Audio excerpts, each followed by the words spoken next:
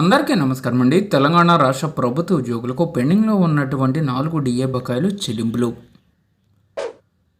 తెలంగాణ రాష్ట్ర వ్యాప్తంగా ప్రభుత్వ ఉద్యోగులకు సంబంధించి పెండింగ్లో ఉన్నటువంటి ఉపాధ్యాయుల యొక్క 4 డిఏ బకాయిలను ప్రభుత్వం వెంటనే చెల్లించాలని హెచ్టీయూటీఎస్ ప్రధాన కార్యదర్శి సదానంద గౌడ్ తెలపడం జరిగిందండి. మెరుగైన ఫిట్మెంట్తో పీఆర్సీని అయితే ప్రకటించాలని డిమాండ్ చేశారు. అయితే కాంగ్రెస్ ప్రభుత్వం వచ్చిన వెంటనే ప్రభుత్వ ఉద్యోగులకు సంబంధించి పీఆర్సీని అతి త్వరలోనే ప్రకటన చేస్తామని చెప్పిన ప్రభుత్వం ఇప్పటి వరకు పీఆర్సీకి సంబంధించి ఎటువంటి ప్రకటన చేయలేదు. దీనికి సంబంధించి త్వరలోనే నిర్ణయం తీసుకునే దిశగా చర్యలు తీసుకోవాలని చెప్పేసి ప్రభుత్వ ఉద్యోగులు అయితే భావిస్తున్నారండి. మెరుగైన ఫిట్మెంట్తో ఉద్యోగులు నష్టపోకుండా ఫిట్మెంట్ అయితే ప్రకటించాలి.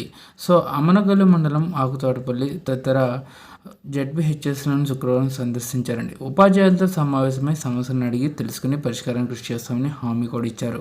సదానందం మాట్లాడుతూ ప్రమోషన్స్, ట్రాన్స్ఫర్స్ చేపట్టిన ప్రభుత్వం జూలై నెల వేతనాలను నీటికి అందించకపోవడంతో టీచర్స్ ఇబ్బందులకు గురవుతున్నారని, డిఎస్సి నియామకాలు పూర్తి చేయాలని, అప్పటి వరకు బోధనకు ఆటంకం కలగకుండా విద్యా వాలంటీర్లను నియమించాలని విజ్ఞప్తి చేశారు.